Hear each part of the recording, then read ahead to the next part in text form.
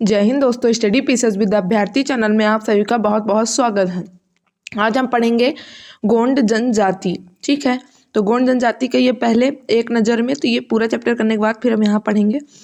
तो इनकी सबसे पहले परिचय एवं उत्पत्ति। तो गोंड जनजाति विश्व के सबसे बड़े आदिवासी समूह में से एक है। यह भारत की सबसे बड़ी जनजाति है। भारत की सबसे बड़ी जनजाति कौन सी है? गोंड है। ठीक है, लेकिन मध्य प्रदेश की सबसे बड़ी जनजाति कौन सी है? भील है। और गोंड कौन सी है? दूसरी सबसे बड़ी जनजाति है। गोंड जनजाति प्रोटोस्टेरॉइड प्रजाति समूह से संबंधित है। इसका मूल द्रविडियन परिवार माना जाता है। क्रिस्टोफ वान फ्यूर हेमेंडार्फ के अनुसार यद्यपि द्रविड़ों का मूल इतिहास अनिश्चित है, किंतु वो भी यही मानते हैं कि द्रविड़ भी समुद्र मार्ग से उसी समय आए जब आर्यों का आगमन हुआ। फिर उसके बाद गोंड स्वयं के इंपॉर्टेंट फैक्टर, स्वयं को क्या कहते हैं? कोई तोर। तो गो से को ऐसे याद के लिए, गो को, तो गोंड कोई तोर। एक बैगा किंवदंती के अनुसार एक से दो आदमी निकले। एक से मतलब एक समान। पहला बैगा हुआ तथा दूसरा गोंड हुआ। बैगा टंगिया लेकर जंगल काटने चला गया और गोंड ने नगर संभाल लिया। इसका मतलब है कि बैगा जो थे तो जंगल में रहने लगे और गोंड जो थे तो शहर में ही रहने लगे। ठीक है, फिर गोंड की उत्पत्ति के संबंध में मांड निवासी काशीराम प्रधान की कथा भी प्रसिद्ध है। फिर गोंड की उत्पत्ति तेलुगु के कोंड शब्द से हुई है, जिसका अर्थ है पर्वत। तो पूछ सकता है कि कोंड शब्द का अर्थ क्या है? पर्वत है। ठीक है, अर्थात यह जनजाति पर्वतों, विंध्य और सतपुड़ा के पर्वतीय क्षेत्र में पर निवास करती है, इसलिए इसे गोंड कहा गया है। ब्रिटिश भारत में जनरल कनिंघम ने बंगाली भाषा के आधार पर गोंड शब्द से गोंड शब्द स्वीकार किया। तो जनरल कनिंघम भी ने क्या गोंड शब्द स्वीकार किया, मतलब ऐसे दिया। फिर इसके बाद इनका नाम आप प्रमुखता याद के रहिएगा, स्टीफन हिस्लॉप। ठीक है, क्योंकि इन्होंने गोंडों के लिए बुक भी लिखी है। स्टीफन हिस्लॉप के अध्ययन को महत्वपूर्ण माना जाता है गोंड उत्पत्ति के संबंध में। हिस्लॉप की मृत्यु के पश्चात 1866 ईस्वी में सर आर्ट टेम्पल ने इसके अध्ययन को प्रकाशित किया। तो इतना ये नहीं, ये वही पेज बार बार हो गया है। फिर उसके बाद अब देखिए इनके किताब का नाम याद आ गया यहाँ पे, क्या? Aboriginal tribes of the Central Provinces. ये याद करिए, Central Provinces CR plus Berar Madhya Pradesh का ही क्षेत्र था ना, तो वही। तो aboriginal tribes of the Central Provinces में हिस्लॉप ने, किसने? हिस्लॉप ने। हिस्लॉप क्या पूरा नाम है? स्टीफन हॉकिंस से याद कर लीजिएगा। स्टीफन हॉकिन है ना, उसी से स्टीफन हिस्लॉप। फिर जनसंख्या 2011 के अनुसार मध्य प्रदेश में गोंड जनजाति की जनसंख्या 50.93 लाख है, जो प्रदेश की कुल जनजाति संख्या का 33.25% है। और वहीं भील जनजाति का मध्य प्रदेश में कितना है? लगभग 37%। सब ज़्यादा कहाँ पाई जाती है? छिंदवाड़ा में। याद किए रहिएगा कि सबसे ज़्यादा गोंड जनजाति कहाँ पाई जाती है? छिंदवाड़ा। गोंड कहाँ पाई जाएगी? छिंदवाड़ा। ठीक है, गोंड कहाँ पाई जाएगी? छिंदवाड़ा में सबसे ज़्यादा। छिंदवाड़ा। ठीक है, फिर उसके बाद मध्य प्रदेश के उत्तरी भाग को छोड़कर अधिकांश दक्षिण पूर्वी भाग में गोंड जनजाति पाई जाती है। तो मतलब उत्तरी भाग में अगर छोड़ दे मध्य प्रदेश के यहाँ, तो लगभग पूरे क्षेत्र में मध्य प्रदेश के गोंड जनजाति पाई जाती है। ठीक है, यहाँ छोड़ के बाकी पूरे यहाँ हर क्षेत्र में मध्य प्रदेश में गोंड जनजाति पाई जाती है। इस जनजाति का विस्तार नर्मदा घाटी के दोनों ओर है। ठीक है, यह जनजाति मध्य प्रदेश के मंडला, डिंडोरी, बालाघाट, सिवनी, छिंदवाड़ा आदि जिलों में निवास करती है। इसके अतिरिक्त यह बैतूल, नर्मदापुरम, पारडुना, शहडोल हर जगह है। ठीक है, तो इसको रटे। मेन प्रमुख क्या है? छिंदवाड़ा याद होना चाहिए सबसे ज़्यादा। फिर शारीरिक विशेषताएं बस रीड मारना है कि गोंड द्रविडियन मूल के हैं। मूल पूछ सकता है, प्रोटोस्टेरॉइड और मूल इनका क्या है? द्रविडियन। समानता गोंड छोटे कद, गहरे काले रंग, मोट होते, बड़ी और चपटी नाक, चौड़े मुंह और सीधे बालों के होते हैं। स्त्रियों का कद पुरुषों की तुलना में छोटा होता है। गोंड स्वभाव से लचीले, सच्चे और विश्वसनीय होते हैं। गोंडों की उत्पत्ति को 2 भागों में विभाजित किया जाता है। पहला क्या? व्यवसाय के आधार पर। तो व्यवसाय के आधार पर कि वो क्या काम करते हैं। तो अगरिया लोहे का काम करने वाले, तो लोहे को आग में जलाते हैं, तो उसी तरह लोहे का काम करने वाले अगरिया, आग से याद कर लीजिएगा। फिर मंदिर में पूजा पाठ पुजारी करने वाले तो प्रधान, प्रधान बोलते हैं। फिर ओझा, तांत्रिक क्रिया नहीं, ओझा से झरवाएंगे, तांत्रिक ये सब, तो ये सब कौन करता है? ओझा। फिर कोलाई भूतिस, भूत नाचते, कहते हैं ना भूत नाचते गाते हैं, तो नाचते गाने वाले कोयला भूतिस। फिर बढ़ाईगिरी करने वाले कौन? सोलहास। तो कितने हो गए? अगरिया, प्रधान, ओझा, कोलाई भूतिस, सोलहास। बढ़ईगिरी कौन करेगा? सोलहास। नाचने गाने वाले कोलाई भूतिस, ओझा, पंडिताई एवं तांत्रिक। मंदिरों में पूजा पाठ तथा पुजारी कार्य करने वाले कौन हो गए? अगरिया, सॉरी, ओझा। और मंदिर में पूजा पाठ एवं पुजारी कार्य करने वाले प्रधान, और लोहे का काम करने वाले कौन हो गए? अगरिया, आग से याद किए रहिएगा, ठीक है। फिर उसके बाद अब निवास स्थान के आधार पर कि वो कहाँ कहाँ रहते हैं उसके आधार पर। तो ये पीरियड गजेटियर में इन्हें 2 शाखाओं में विभाजित किया है, राजगोंड अर्थात कुलीनबर्ग और धुर गोंड या सर्वसाधारण। किंतु एक अन्य शाखा मुरिया मारिया, आपने फर्स्ट चैप्टर में मैंने ट्रिक से याद करवाया था कि 1947 में बैरियर इल्विन ने बुक लिखी। कौन? बैरियर इल्विन ने लिखी book the Muria and their Ghotul. घोटुल एक प्रथा होती है, घोटुल प्रथा, आगे पढ़ेंगे उसको। तो ये बुक किसने लिखी है? बैरियर इल्विन ने लिखी है। तो ये मुरिया और ये मारिया गोंड की ही उपशाखा, ये याद रखिएगा, ठीक है। ये अलग से जनजाति नहीं है, ये गोंड की ही शाखा है। अब ये 3 प्रकार के अब हो गए। राजगोंड, ये लोग भूस्वामी होते हैं। धुर, ये गोंड साधारण लोग को ऐसे भी धूल समझते हैं, तो राज राजा भूस्वामी, धुरगोंड धूल, साधारण लोग को धूल। और मुरिया मारिया अत्यंत पिछड़ी जनजाति, ठीक है, इसी में घोटुल प्रथा है। फिर ये मध्य प्रदेश शासन की सूची में गोंड की 50 से अधिक उपशाखाएं हैं। बस एक बार इसको आप लोग रीड मार लीजिएगा, ये आएगा नहीं, ठीक है। और अगर आएगा भी तो बस एक बार रीड मार रहिएगा कि आरा, खगरिया, सुर, बड़ी मारिया, बड़ा मारिया, मटोला, भीमा, भूता, कोयला भूती, मार, बैंसन, हार मारिया।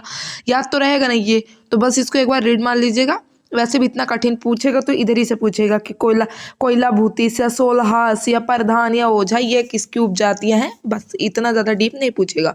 फिर उसके बाद स्टेफन फुस के अनुसार मंडला जिले के गोंडों में 4 सामाजिक वर्ग पाए जाते हैं। तो किस जिले के गोंडों में 4 सामाजिक वर्ग पाए जाते हैं? मंडला जिले के। ये जरूर याद कर लीजिएगा कि मंडला जिले के गोंडों में 4 सामाजिक वर्ग पाए जाते हैं। देवगोंड, सूरबंसी गोंड, सूरबंसी, देवगाड़, मतलब देव सूरबंसी अलग अलग, फिर सूरबंसी और देव एक साथ, तथा रावणवंशी गोंड, ठीक है। फिर स्टेफन इस्लाप इसके 12.5 भेद बताते हैं। राजगोंड, रघुवाल कितने? 12.5, मतलब 12 और आधे, तो ये भी पढ़ने की जरूरत नहीं है।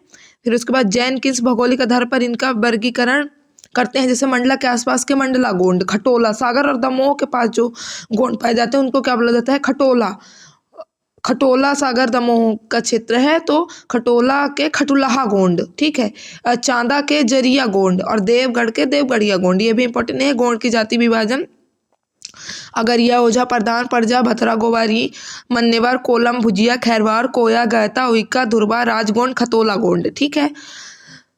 फिर उसके बाद जाति विभाजन में तो मेन यही अगरिया, ओझा, प्रधान, परजा, भतरा, गोबारी, मन्नेवर, कोलम, भुजिया, खैरवार, कोया, गायता, उइका, धुरवा, राजगोंड, खतोला गोंड, ठीक है, ये सब है।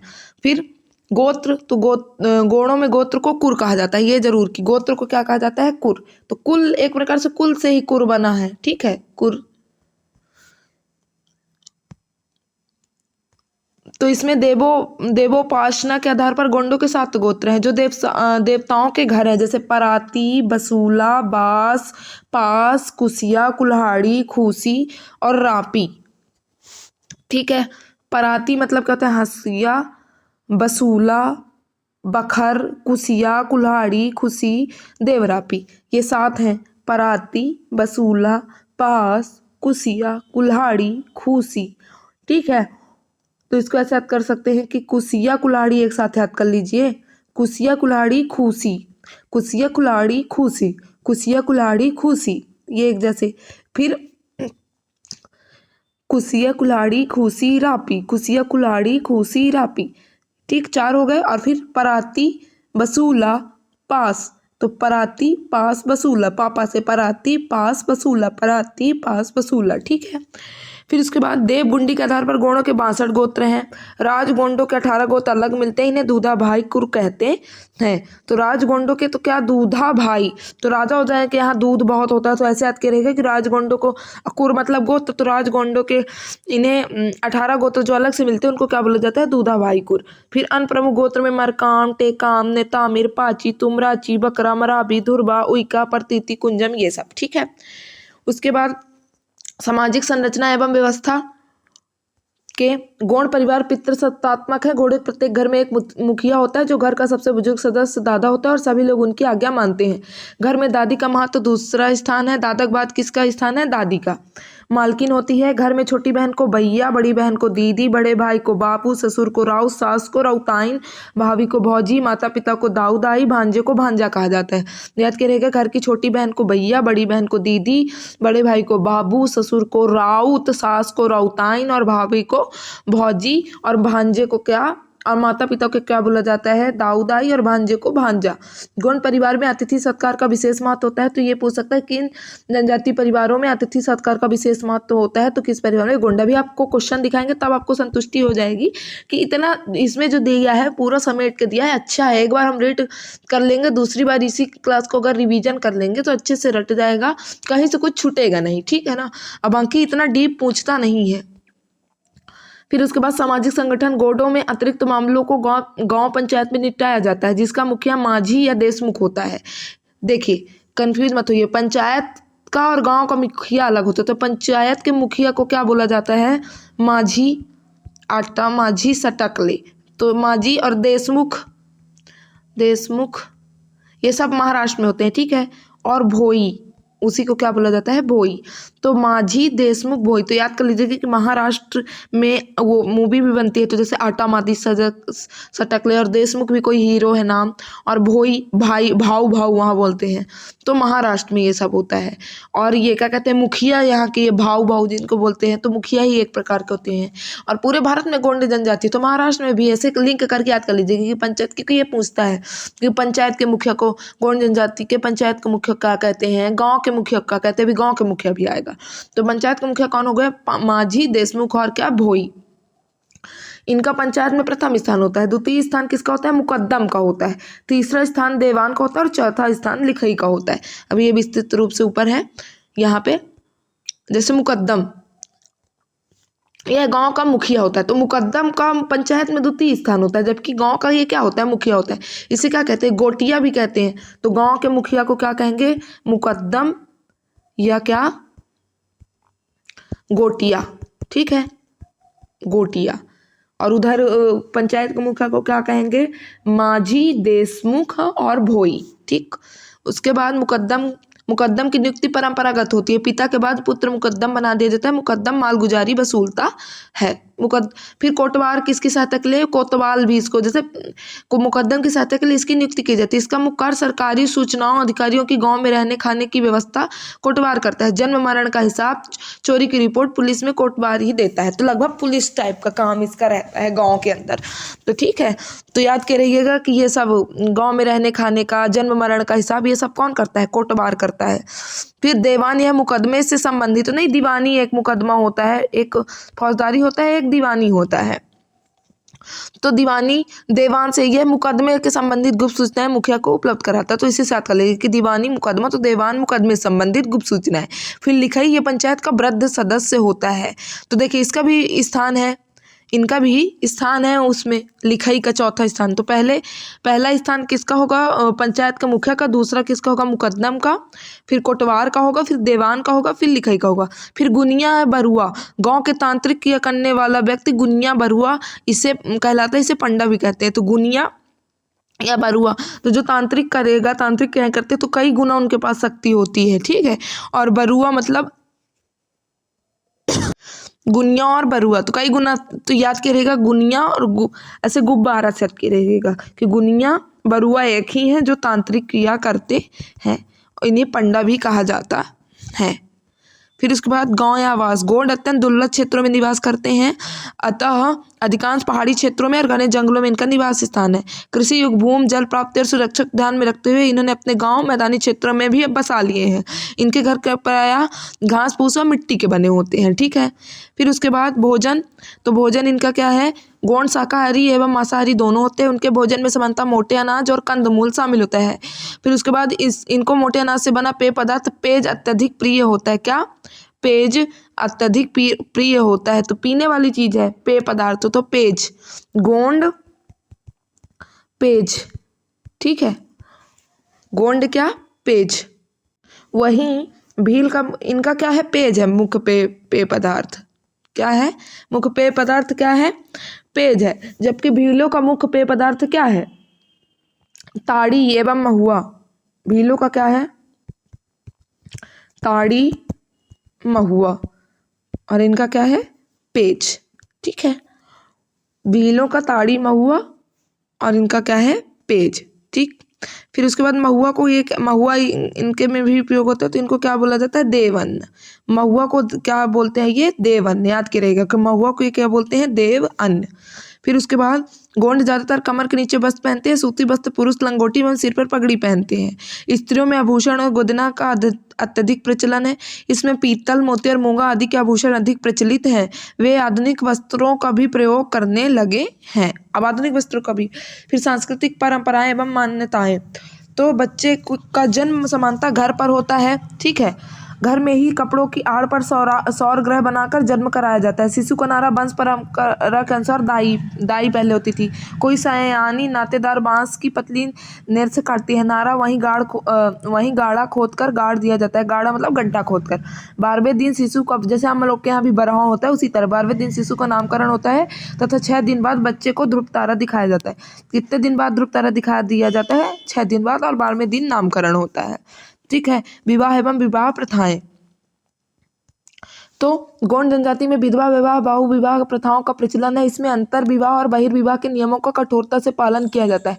समगोत्री विवाह नहीं होते, याद करिएगा, समगोत्री विवाह नहीं होते। गोंड जनजाति में विवाह विच्छेद तथा पुनर्विवाह की प्रथा भी होती है। यद्यपि इनमें एकल विवाह प्रथा प्रचलित है, किंतु धनी एवं संपन्न गोंड 2 या 2 से अधिक पत्नियां भी रख लेते हैं। इस जनजाति में अनेक प्रकार के विवाह होते हैं, जैसे दूध लौटावा, पठौनी विवाह, चढ़ विवाह, सेवा विवाह, पोलिथर विवाह प्रथा आदि, ठीक है। तो अब विवाह का यहाँ कई बार ये विवाह का आया है, मैंने कुछ विवाह के बारे में समझाया भी है, अब यहाँ समझ लीजिए। सेवा विवाह, तो गोंड जनजाति अपनी भाषा में विवाह को लमझना कहते हैं। तो विवाह को क्या कहते हैं इनके यहाँ, लमझना, याद किया रहेगा, लमनाई, लमझना, ऐसे। क्योंकि इस जनजाति में वधू मूल्य की प्रचुरता है। वधू मूल्य मतलब जैसे अभी वैसे दहेज किसको, लड़की पक्ष को दिया जाता है ना, और इनमें क्या होता है, वधू मूल्य का मतलब होता है कि लड़की पक्ष को दहेज देना, लड़की के माता पिता को लड़की के बदले कुछ पैसा दे देना, तो वो वधू मूल्य कहलाता है, ठीक है ना। वधू मूल्य को दूध बंद कहते हैं। गोंड जनजाति में जो बर वधू मूल्य चुकाने की स्थिति में नहीं होता, भाई कोई लड़का गरीब है तो नहीं चुका सकता, वह भाभी ससुर के यहाँ, भाभी मतलब भविष्य का होने वाले ससुर के यहाँ सेवा करता है, जिससे खुश होकर उसे कन्या दे दी जाती है। इसे सेवा विवाह कहा जाता है। वह व्यक्ति लमनाई कहलाता है। लमनाई को घर जमाई भी कहते हैं। पर शादी के पहले ये जाके वहाँ काम दाम करेगा, फिर उसके बाद वहाँ बेटी के पिता खुश होकर अपनी कन्या उसको दे देंगे। फिर दूध लौटावा विवाह समझा चुकी हूँ कि गोंड जनजाति में भाई का लड़का और बहन की लड़की अथवा भाई की लड़की और बहन का लड़का में विवाह का प्रचलन है, जिसे दूध लौटावा विवाह कहा जाता है तथा इस प्रथा को दूध लौटावा प्रथा कहते हैं। फिर पोलिथर विवाह। पोलिथर विवाह गोंड जनजाति में अपहरण विवाह प्रथा के रूप में पाई जाती है। इसे पायसोतुर विवाह भी कहते हैं, मतलब अपहरण करके विवाह कर लेना। कौन सा विवाह होता है? पोलिथर विवाह। तो सेवा विवाह में क्या होगा, घर जाके जो लड़का होगा वो काम करेगा, फिर उस लड़की के घर वाले खुश होकर अपनी कन्या दे देंगे। दूध लौटावा में बुआ और मामा, बुआ की लड़की मामा का लड़का या बुआ का लड़का मामा की लड़की, तो ये दूध लौटावा विवाह होता है। फिर पोलिथर विवाह क्या होता है? अपहरण करके विवाह कर लेना। कौन सा विवाह होता है? पोलिथर विवाह। अब चढ़ विवाह। तो चढ़ विवाह चढ़ावा जैसे, तो गोंड जनजाति में चढ़ विवाह सर्वाधिक प्रचलित है। इस विवाह में बर पक्ष बारात लेकर बारात लेकर कन्या पक्ष के घर जाता है, मतलब बारात लेके लड़का जाएगा लड़की के यहाँ। विधवा स्त्रियों को किसी जल जीव के साथ उल्टे फेरे करवाए जाते हैं। जो विधवा है स्त्री है तो उसकी जब पहले दोबारा जब शादी होती है तो पहले किसी जल जीव के साथ उसके उल्टा फेरे करवा दिए जाते हैं, फिर शादी होती है। फिर हठ विवाह, लड़का लड़की राजी बाजी से विवाह करते हैं, इसमें लड़की भागकर लड़के के घर आ जाती है, इसे भगेली विवाह भी कहते हैं। हठ विवाह मतलब जिद करके लड़के और लड़की कर लेते हैं और लड़की भाग के किसके घर आ जाती है, लड़के के घर में, तो इसे कौन सा विवाह कहते हैं, भगेली विवाह। फिर बारात मतलब क्या होता है, जबरदस्ती। तो बारात विवाह, इस प्रथा में लड़का जबरन लड़की को अपने घर में ले आता है या हाट बाजार में हल्दी छीट देता है। अब लड़का लड़की से विवाह करने का हकदार हो जाता है। ऐसा तब होता है जब लड़के एवं लड़की के माँ बाप किसी तरह विवाह करने के लिए राजी नहीं होते। ऐसी स्थिति में रात में ही मंडप गाड़कर बाजे गाजे और के साथ विवाह संपन्न करा दिया जाता है। ठीक है। फिर इसके बाद पठौनी विवाह, ये विवाह चढ़ विवाह का उल्टा है। चढ़ विवाह में क्या होता है, लड़का पक्ष या बर पक्ष जाता है बारात लेके लड़की के यहाँ। ये पठौनी विवाह में उल्टा होता है।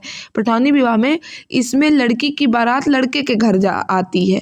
लड़की बारात लेके कहाँ जाती है, लड़के के मंडप में भावरे होते हैं, लड़की अपने दूल्हे को विदा करा के अपने घर लाती है। वर्तमान में यह प्रथा बंद हो गई है। वर्तमान में अब ये प्रथा क्या है, बंद हो गई है। पठौनी विवाह जो है कि जैसे लड़की जाती थी लड़कों को ब्याहती थी और अपने घर लाती थी, तो ये प्रथा का कौन सी विवाह होता था, ये पठौनी विवाह, जो कि अब बंद है। प्रीति विवाह, यह विवाह में लड़की के पिता को वधू मूल्य अनिवार्य रूप से दिया जाता है। तो प्रीति विवाह ये है कि वधू मूल्य लड़की के पिता, वधू मूल्य है लड़की का मूल्य लड़की के पिता को अवश्य दिया जाता है।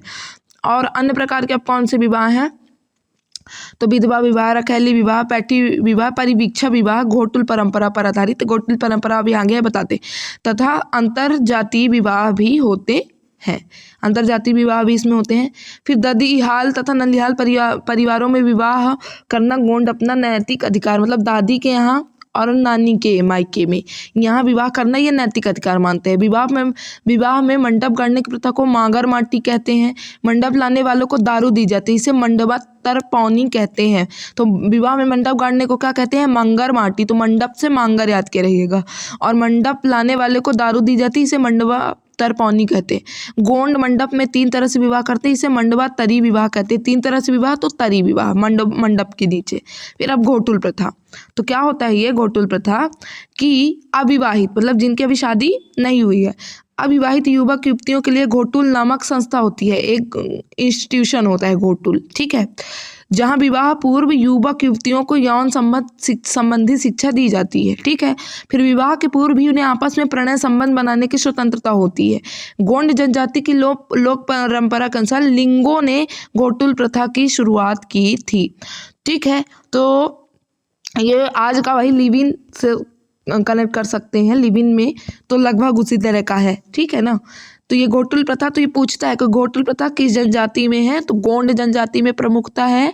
और क्या कहते हैं वो घोटुल प्रथा गोंड जनजाति में है और मुख्यतः मारिया उपजाति में है। समझा ही ना कि मारिया उपजाति किसकी, मुरिया या मारिया जनजाति, Muria and their Ghotul book भी है एल्बिन, बैरियर एल्बिन की। ठीक है ना। फिर उसके बाद मृत्यु संस्कार, तो गोंडों के अनुसार बड़ा देव ही आदमी को जन्म देता है तथा उठा लेता है। ठीक है। बड़ा देव इनके भगवान है। गोंडों में अग्निदाह दाह या दफनाने की परंपरा है। स्वाभाविक मृत्यु पर अग्निदाह तथा बीमारी से मृत्यु पर दफनाया जाता है। ठीक है। मृतक संस्कार में 10 मानी या 10 गात्र प्रथा गोंडों का महत्वपूर्ण क्रियाकर्म है। यह मृत्यु के 10 दिन बाद होता है। ठीक है। 10 मनी में विधवा स्त्री को पंचों के सामने चूड़ियां पहनाई जाती हैं, इसे पाटो प्रथा कहते हैं। फिर 10 मनी कौन सी प्रथा कहते हैं, पाटो प्रथा। फिर 10 मानी में मृत्युदान के रूप में प्रधान या अन्य वस्तुएं मिलती हैं, जिन्हें मारदान कहते हैं, कि मरने पर दान, तो मारदान प्रधान को दिया जाता है। मारदान लेने वाला नेगी या दसौंधी कहलाता है। क्या, नेग या दसौंधी कहलाता है। फिर नवाखानी गोंडों की पितरों की पूजा का त्यौहार है। और गोंड जनजाति में अंतिम संस्कार में खहुल पाटा नामक मृत्युगान किया जाता है। कौन सा मृत्युगान किया जाता है, खहुल पाटा। खहुल पाटा मतलब ये 4 पाटो प्रथा, खहुल पाटा, ये शब्द याद रखिएगा। ठीक है ना। उसके बाद और वही अब उसमें भील जनजाति में कौन सा समूह भोज को क्या बोला जाता था, तीसरे दिन जो किया जाता था, टियाँ। समूह भोज को क्या बोला जाता था, टियाँ। और क्या कहते हैं, भील स्त्री गाती क्या थी, गाता नहीं, वहाँ जब जिसकी मृत्यु हो जाती थी तो सौर के रूप में जिसकी मृत्यु होती थी तो वो लोग क्या लगाते थे, गाता या गातला लगाते थे। ठीक है, याद में बना देते थे उनके, गाता या गातला। और मृत्यु भोज की प्रथा होती है जिसको उसमें क्या बोला जाता है, कट्टा प्रथा। ठीक है, तो टिया, गाता, गातला और कट्टा ये किससे संबंधित है, भील से। और खाहुल, पाटा, मर्दान, नेगी, दसौंधी, नवाखानी ये इनसे गोंडों की मृत्यु से संबंधित है। अब डिगना, अब चित्रकला है ये। ठीक है, डिगना चित्रकला हो गई। और वहाँ गोंड भील में कौन सी है, पिथौरा चित्रकला। ठीक है, गोतरेज चित्रकला। और ये पिथौरा चित्रकला के कलाकार को क्या बोला जाता था, लखिंद्रा। एक बार रिवीजन हो जाए।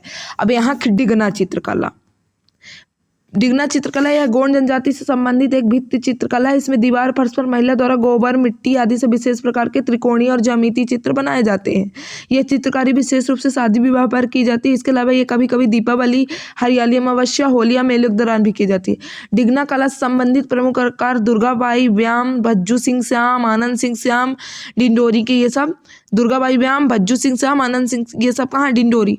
फिर जंगगढ़ सिंह श्याम, धनैया बाई, कलावती श्याम, ये सब डिगना चित्रकला के प्रमुख चित्रकला है। और उसके पिथौरा के कौन कौन है, भूरी बाई,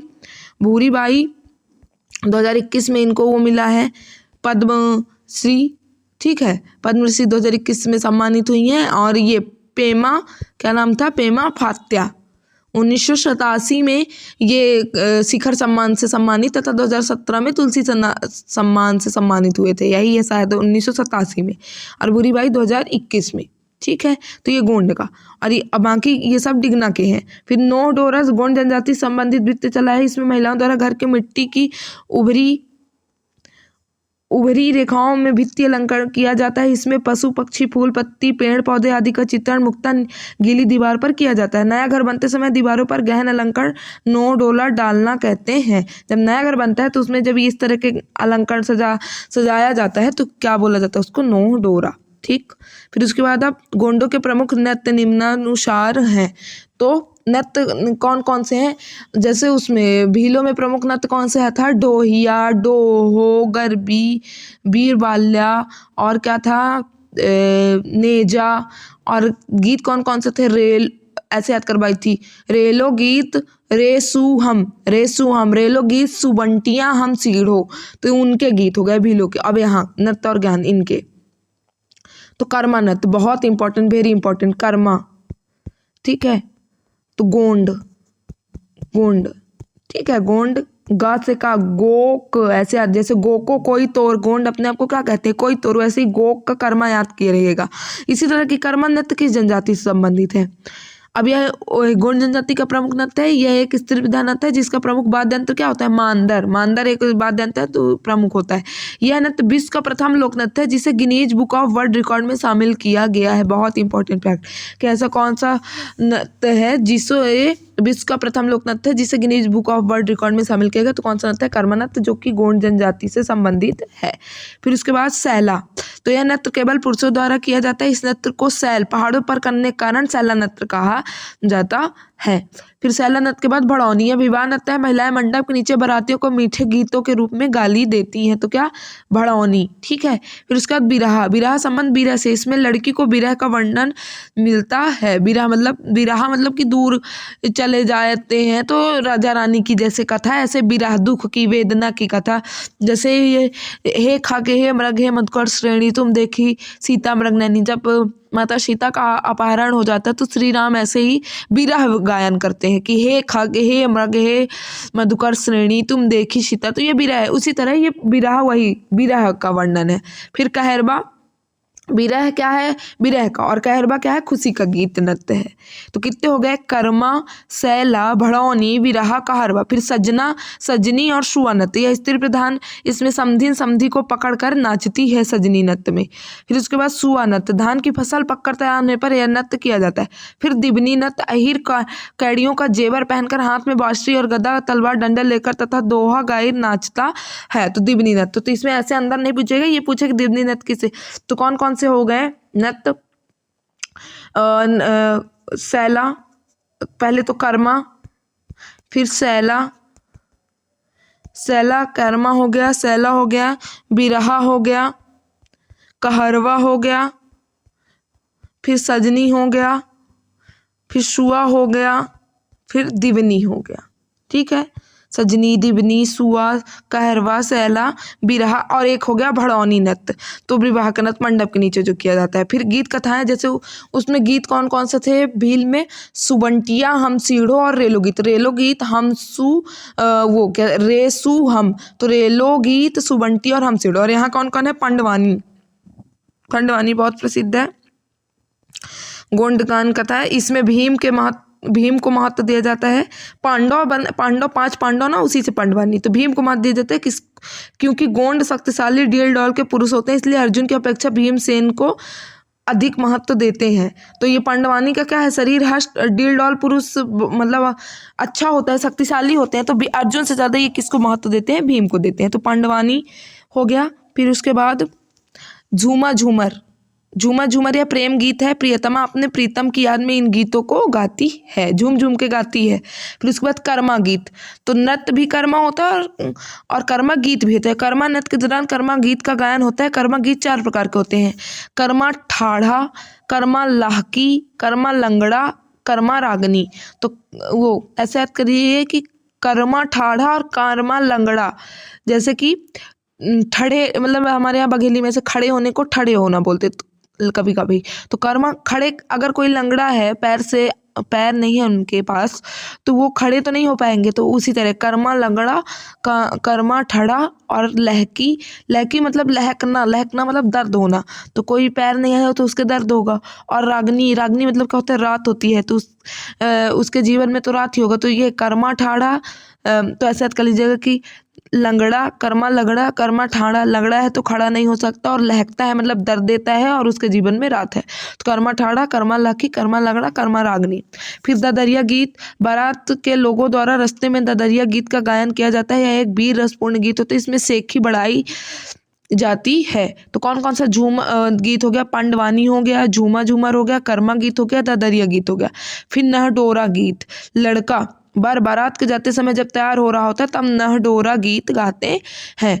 तो जब लड़का वर जो तैयार होता है, तो जैसे नहाता भी है, वर तैयार होगा तो उसके पहले नहाएगा, सब वो होगा, कार्यक्रम होते हैं। तो उस गीत को क्या बोला जाता है? नहडोरा। तो नहाने से याद कर लीजिएगा, नहडोरा। फिर सैला भड़ौनी। तो भड़ौनी नृत्य भी होता है और गीत भी है। गीत एक दूसरे के मजाक के रूप में व्यंग कसने के लिए गाए जाते हैं। शादी विवाह के समय इसमें गालियाँ भी दी जाती है। तो भड़ौनी नृत्य में भी मंडप के नीचे किया जाता है। फिर वही सजनी समधी, जब समधन के घर जाता है उस समय सजनी गीत। तो नृत्य और गीत लगभग इसमें संबंधित है। फिर जस गीत। जस का क्या मतलब है?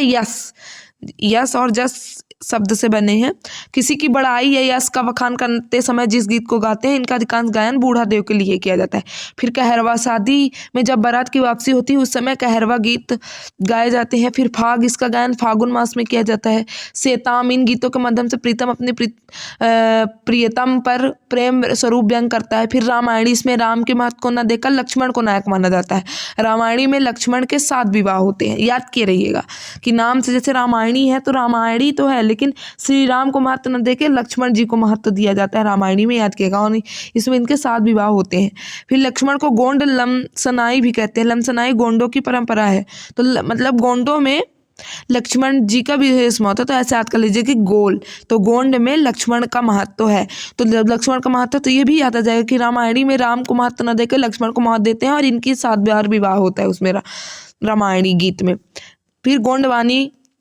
गोंड योद्धाओं की कथा सुनाई जाती है। गोंडों में सोंग, नाट, गम्मत प्रमुख लोक नाट्य है। अब नाट का मतलब कहते हैं नाचते नाचते नाटक दिखाना। तो क्या क्या है? सोंग है, नाट्य है और गम्मत है। याद रहिएगा। गम्मत किससे संबंधित है? तो गोंड से। गम्मत किससे संबंधित है? तो गोंड से। ठीक है। फिर उसके बाद ग्राम मुड़की के मिट्ठू बख्श सोंग को के कुशल नर्तक है। किस गाँव के? ग्राम मुड़की के। ठीक। फिर उसके बाद घनवाद्य या तालबद्ध, गोंड। अब ये वाद्ययंत्र इनके। तो गोंड वाद्ययंत्र को 4 भागों में बांटा गया है। इसके अंतर्गत मादार, टिमकी, सिंगबाजा और नगाड़े आते हैं अवनदवाद में।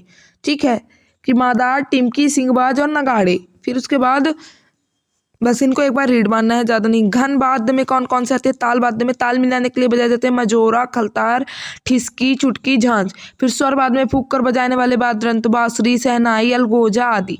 फिर तंतु वाद्य तार वाद्य, तार के मेल से बनने वाले वाद्य तमूरा, चिकारा, किंदरी, बाना, ये सब।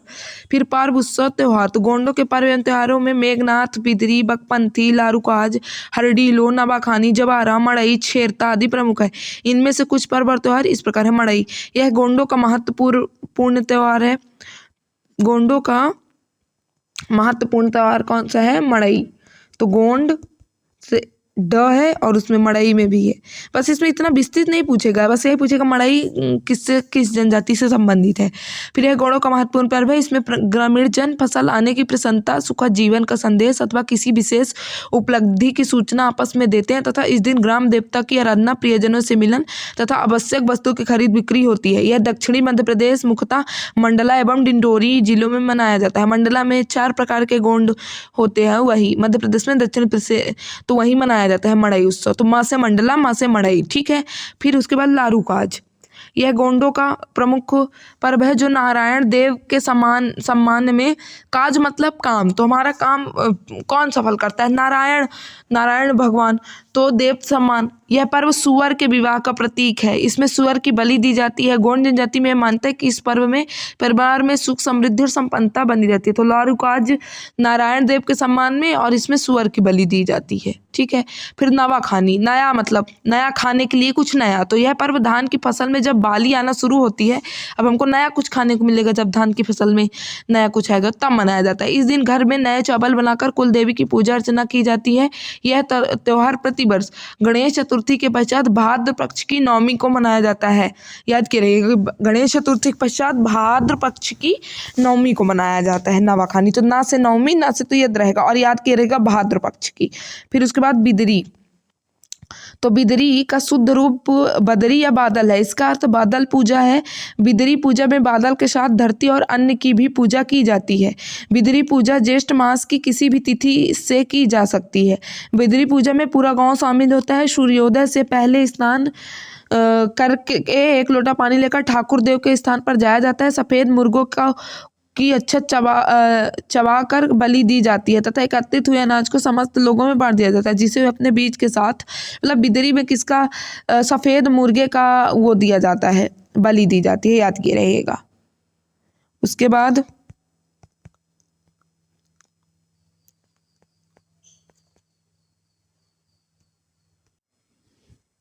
इसमें थोड़ा पेज इधर उधर हो गया है, तो मैं जब अपने टेलीग्राम में डालूंगी तो इसको व्यवस्थित करके डाल दूंगी, ठीक है ना। तो क्या होता है कि बिदरी समझ में आ गया कि इसमें क्या होता है, मेन बादल, और इसका अर्थ है कि बादल की पूजा, ताकि बारिश ओरिश अच्छी हो, फसल अच्छी हो। और इस दिन किसको, सफ़ेद मुर्गे के एक चबाकर बलि दी जाती है तथा एकत्रित हुए अनाज को समस्त लोगों में बांटा जाता है, जो भी अनाज सब लेके आते हैं, जिसे अपने बीज के साथ मिलाकर बो देते हैं और अच्छी फसल की कामना करते हैं। इसमें ठाकुर देव की पूजा की जाती है। फिर बकबंधी, तो बकबंधी यह आषाढ़ मास की पूर्णिमा यानी गुरु पूर्णिमा को मनाया जाता है। बैगा पलास के पौधों की जड़ों से रेशे निकालकर उन्हें हल्दी में रख देते हैं। देखिए, गोंड कहाँ रह गए, शहर में, एक ही तरह के उत्पन्न हुए थे ना, कहानी है। तो गोंड कहाँ, मतलब नगर में रह गए, और बैगा कहाँ चले गए, जंगल में चले गए, ये याद रखिएगा। तो वही बैगा पलास के पौधों की जड़ों से, मतलब जंगल में रहते तो पौधे यही लाएंगे, तो जड़ों से रेशे निकलकर उन्हें हल्दी में रंग देता है। मंत्र बोलते हुए घर के प्रत्येक गोंड युवक की कलाई में ये रेशे बांध देते, तो इसीलिए बकबंधी, बांधना। घर और खेत में इन रेशों को गाड़ता है। दरअसल यह प्रकृति अन्न रक्षा बंधन, जन रक्षा बंधन है, प्रकृति का रक्षा बंधन है, ठीक है। फिर उसके बाद इसके पीछे एक प्राचीन मानता है कि लिंगा देव ने अग्नि परीक्षा के लिए नागा बैगा से यह धागा बंधवाया था। किससे बंधवाया था? नागा बैगा से, जिसने आग से लिंगा देव की रक्षा की थी। तब से गोंड बैगा से यह रेशा बंधवाते, या याद रखिएगा। तो बकबंधी में बैगा कभी, बकबंधी गोंड बांधते हैं अपने हाथ में, लेकिन बांधता उनके हाथ में कौन है? बैगा, ठीक है, याद रखिएगा। फिर हर ढीली, श्रावण मास की अमावस्या को हरढीली का पर्व मनाया जाता है। यह उत्सव खरीफ फसल की बोनी के समापन का त्यौहार है। बैलों को हलों से ढील देने के कारण हरढीली नाम पड़ा। इस दिन बैलों की पूजा की जाती है। तो हरढीली हरियाली से याद के रहेगा। सावन में तो बहुत हरियाली होती है। और क्या होता है, बैल खेती के लिए बहुत प्रमुख वो थे, तो इसीलिए इनको इस दिन बैल को ढील दिया जाता है। तो हरढीली। फिर उसके बाद हरढीली के बाद छेरता। यह उत्सव पौष मास की पूर्णिमा को मनाया जाता है। यह बच्चों का त्यौहार है। इस दिन बच्चे टोली बनाकर निकलते हैं। वे घर घर जाते हैं। सबके हाथ में बांस की एक छड़ी होती है और कंधे में एक झोली। वे आंगन में खड़े होकर छड़ी की नोक से जमीन को रुतते हुए और छेर छित्ता छेरता की रट लगाते हैं। तो छेरता बच्चों संबंधित है। फिर मेघनाथ। फागुन महीने में पहले पक्ष में मेघनाथ त्योहार गोंड आदिवासियों द्वारा मनाया जाता है। मेघनाथ गोंडों के सर्वोच्च देवता हैं, याद के रहिएगा। गोंडों के सर्वोच्च देवता कौन है? मेघनाथ सर्वोच्च देवता। इनके अन्य नाम खंडेरा खट्टा है, याद रखिएगा, ठीक है। फिर उसके बाद धार्मिक जीवन। तो धार्मिक मान्यताएं। गोंड जनजाति के धार्मिक विश्वास में टोटम का अत्यंत महत्वपूर्ण स्थान है। इसके अलावा प्राचीन देवी देवताओं और आत्मा की पूजा का भी प्रचलन है। गोंड लोग अपनी उत्पत्ति लिंगा देव से हुए मानते हैं और इसको आराध्य देव मानते हैं, पूजा करते हैं, जिसे कोया पुनेम कहा जाता है। तो लिंगा देव देखे 2-3 बार आया, तो याद किए रहिएगा कि लिंगा देव। और वो घोटल प्रथा भी लिंगो ने प्रारंभ किया, ऐसा माना जाता है। तो लिंगा देव इनके क्या है? प्रमुख देवता हैं। फिर उसके बाद गोंडों के पारंपरिक पुरोहित बैगा लोग होते हैं। पुरोहित कौन होते हैं? बैगा लोग होते हैं पारंपरिक रूप से पहले, क्योंकि ये बकबंदी भी बैगा ही करते हैं। गोंडों का मानना है कि पृथ्वी जल और वायु देवताओं द्वारा शासित होते हैं। अधिकांश गोंड हिंदू धर्म को मानते हैं। गोंड जनजाति के पुजारी को देवरी कहा जाता है, देव की पूजा करते हैं, तो देवरी। फिर गोंड अपनी स्त्री को मासिक धर्म के समय नहीं छूते, क्योंकि उन्हें स्पर्श करने से फसल नष्ट होने का भय रहता है। स्त्री को इस समय सीमा में विशेष झोपड़े में रख दिया जाता है, जिसमें हवा तक ना जा सके, ठीक है। तो ये याद रखिएगा कि गोंड अपनी स्त्री को मासिक धर्म में, तो ये मेंस में आ सकता है कि भाई अभी, और ये गोंड की समस्याओं में भी ये लिखा जा सकता है कि ये समस्याएं हैं। फिर उसके बाद देवी देवता। तो दूल्हा देव या गोंड जनजाति के सबसे मुख्य देवता हैं, याद करेगा। फिर बड़ा देव सबसे बड़े एवं व्यापक देव है। गोंड बड़ा देव को सर्वशक्तिमान मानते हैं। बड़ा देव है बड़का देव को अन्य रूप 12 देव लिंगो राय लिंगो या 12 पेन कहते हैं। वही लिंग से लिंगो, इनके लिंगा देव इनके प्रमुख है। तो बड़ा देव भी सबसे बड़े। फिर बड़ा देव को भगवान शंकर का रूप मान जाने लगा है। बड़ा देव की स्थापना ग्राम में पूर्व दिशा की ओर होती है। इसकी सवारी सफेद घोड़ा है, याद किए रहिएगा। सवारी क्या है इनकी? सफेद घोड़ा। फिर ठाकुर देव, ये गोंडों का ग्राम देवता है जो ग्राम की रक्षा करते हैं। ठाकुर, जैसे गांव में क्या होते हैं? ठाकुर होता है, तो उसी से याद कर लीजिएगा कि वैसे तो भगवान दूल्हा देव गोंड जनजाति के मुख्य देवता है। फिर बड़ा देव सबसे बड़े देवता है, भगवान शंकर के रूप है और पूर्व दिशा की ओर गांव में इनकी स्थापना की जाती है और सफेद घोड़े की सवारी। लेकिन ठाकुर देव गांव के देवता है। ठाकुर देव गांव के बाहर वृक्ष के नीचे बैठते हैं, गांव की रक्षा करते हैं, गांव में ठाकुर होते हैं। फिर नारायण देव, इनकी स्थापना स्थान घर की दहलीज पर होती है, घर के आने वाली बाधाओं को रोकते हैं। फिर धर्मसेन देव, इसका स्थान बड़े देव के पास होता है, वह एक खम्भ गड़ा रहता। तो बड़े देव के साथ ही कौन रहते हैं? धर्मसेन देव। फिर नागेश्वर देव, नाग या सर की पूजा की जाती है। खैर खूट मुठिया देव, इन्हें चरवाहीन देव भी कहती है, गायों की रक्षा करते हैं। तो खैर रोग गायों में ही होता है, तो याद करेंगे खैर खूट मुठिया देव, ये चरवाहों और चरवाहों देव भी कहते हैं, गायों की रक्षा करते हैं। फिर खैर माई माता ग्राम की रक्षा करने वाली देवी हैं। इनका स्थान महुआ वृक्ष के नीचे है। फिर उसके बाद बंजारीन माई, ये बस इनको नाम याद करिए। तो बन देवी है, रात माई, अधेरी माई भी कहा जाता है। फिर गंगा इन माई, इनका स्थान घर के बाहर आंगन में होता है। फिर शारदा माई, वरदान देने वाली। फिर शीतला माई, ममता माई देवी। बूढ़ी माई, कसलाई माई, मरही माता, हुल्की माई या दलकी माई, धुली माई, चरंगा माई। ये इतना इंपॉर्टेंट नहीं है।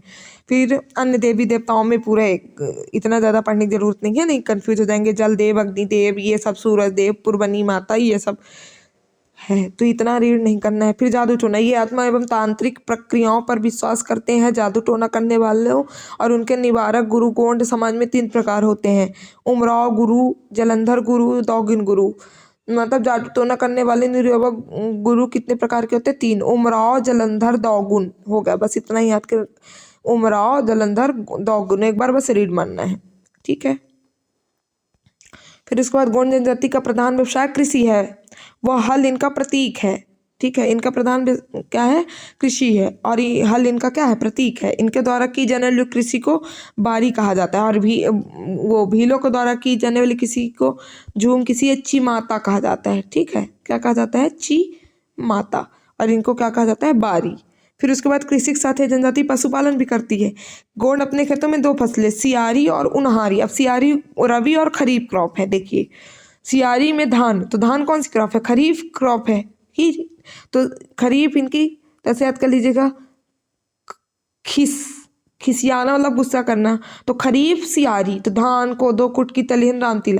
और उन्यारी क्या है, रबी क्रॉप, तो गेहूं, चना, राई, मसूर, अलसी। फिर अधिकांश गोंडों के पास खेती न होने के कारण हरवाही खेती, बैल न होने के कारण करते हैं। फिर यह जनजाति वनोपज संग्रह का कार्य भी करती है। फिर भाषा बोली, गोंडी तथा डोरली उनकी भाषाएं हैं जो द्रविड़ भाषा परिवार की भाषा है। ये लोग हल्बी तथा भतरी भाषा भी बोलते हैं। यह जनजाति अलिखित भाषा गोंडी बोली बोलते हैं जिसका संबंध द्रविड़ भाषा से है। ठीक है, यह बस यहाँ रीड माने के। फिर ये इम्पोर्टेंट, गोंडी भाषा को वर्ष 2019 में मध्य प्रदेश पाठ्य पुस्तक निगम में शामिल किया गया। तो कब शामिल किया गया, 2019 याद करिएगा, कब शामिल किया गया, 2019। फिर गोंड जनजाति का युवा ग्रह क्या बोला जाता है, घोटुल। युवा ग्रह आप समझ में आ गया, युवा ग्रह भी बहुत, तो युवा ग्रह वही है, युवक युवतियाँ जहाँ साथ में रहती हैं। तो अलग अलग जनजातियों का, जैसे गोंड के लिए युवा ग्रह का क्या नाम है, घोटुल, वैसे ही अलग अलग जनजातियाँ भी आगे पढ़ने को मिलेंगी, तो उनके युवा ग्रह का अलग अलग नाम है। तो क्वेश्चन पूछ लेता है कि घोटुल किस जनजाति का युवा ग्रह का नाम है, तो मारिया रहेगा ऑप्शन में, तो मारिया लगाइएगा, और अगर मारिया नहीं रहेगा, गोंड रहेगा, तो गोंड लगाएंगे। फिर गोंडी बोली, तो गोंड शब्द तेलुगु के गोंडा या गोंड से आया है जिसका अर्थ पर्वत होता है, अर्थात पर्वतों पर रहने वाले गोंड कहलाए। गोंडी द्रविड़ परिवार की मध्यवर्ती वर्ग की भाषा है। छिंदवाड़ा, पारडूना, सिवनी, बैतूल, नर्मदापुरम, पूर्वी निमाड़, बालाघाट में शुद्ध गोंडी बोलते हैं। मंडला, डिंडोरी, सैडोली में गोंडी का रूप विकृत है। यहाँ छत्तीसगढ़ी का प्रभाव है। बस ये साहित्यिक गोंडी लोग अपने समय गुजारने, बुद्धि परीक्षण तथा मनोरंजन के रूप में पहेलियाँ पूछते हैं। इन पहेलियों को धंधा कहते हैं। तो पहेलियों को ये लोग क्या कहते हैं, धंधा, याद के रहेगा। पहेलियों को क्या कहते हैं, नहीं कहते, कोई पहेली वाली बात पूछते तो लोग कहते तुम्हारे बस इतना धंधा है, तो पहेलियाँ धंधा। फिर बेरिया रिल्विन ने वर्ष 1947 में, बता चुकी हूँ, the Muria and their Ghotul नामक पुस्तक प्रकाशित की थी। ठीक है, तो बाकी क्वेश्चन आप लोग अपने सॉल्व करेंगे, 1-2 देख लेते हैं। गोंड जनजाति अपने आप को क्या मानती है, देखिए सीपी 2021 का क्वेश्चन है। तो कोय तोर याद करवाई थी, क्या होगा इसका आंसर, कोय तोर।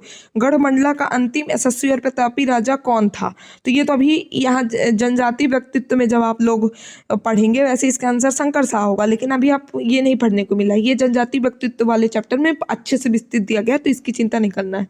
फिर फिलिंदा ब्लैंक्स जनजाति मध्य प्रदेश की सबसे बड़ी जनजाति समूह है जो सभी जिलों में निवास करती है। तो सबसे बड़ी जनजाति समूह, ऐसी कौन सी सबसे बड़ी जनजाति समूह है जो सभी जिलों में निवास करती है, तो कौन सी है, गोंड है। याद कर, कंफ्यूज मत हो जाइएगा कि वैसे तो सबसे बड़ी जनजाति समूह कौन सी है, भील है, लेकिन इसमें क्या पूछा है कि जो सभी जिलों में निवास करती है, तो कौन है, गोंड है। इस तरह क्वेश्चन आते हैं। अब जनजातीय जीवन में घोटुल प्रतिनिधित्व करता है, तो अब किसका प्रतिनिधित्व करता है घोटुल, क्षेत्रीय देवता का, कि विवाह के स्वरूप का, कि युवा संगठन का, कि वो क्या कहते हैं परंपरावती नेता का, तो विवाह के स्वरूप का है एक प्रकार का। फिर दीवार पर मिट्टी से बनाई जाने वाली नौ डोरा अलंकरण किस जनजाति से की विशेषता है, तो गोंड जनजाति से। ये MPPSC 2023 का क्वेश्चन है। फिर 2022 में आनंद सिंह श्याम एवं धनैया बाई कलाकारों का संबंध निम्नलिखित में से किससे है, तो अभी धनैया बाई आई थी, गोंड चित्रकला से है। ठीक है, तो इस तरह क्वेश्चन आते हैं, इसलिए बहुत परेशान होने की, बाकी आप अपने से प्रैक्टिस कर लीजिएगा। और बहुत बहुत थैंक यू सो मच। अगर वीडियो पसंद आए तो लाइक कर लीजिए, हमारे टेलीग्राम चैनल से जुड़ जाइए जहां आपको सारे PDF प्राप्त हो जाएंगे। Thank you.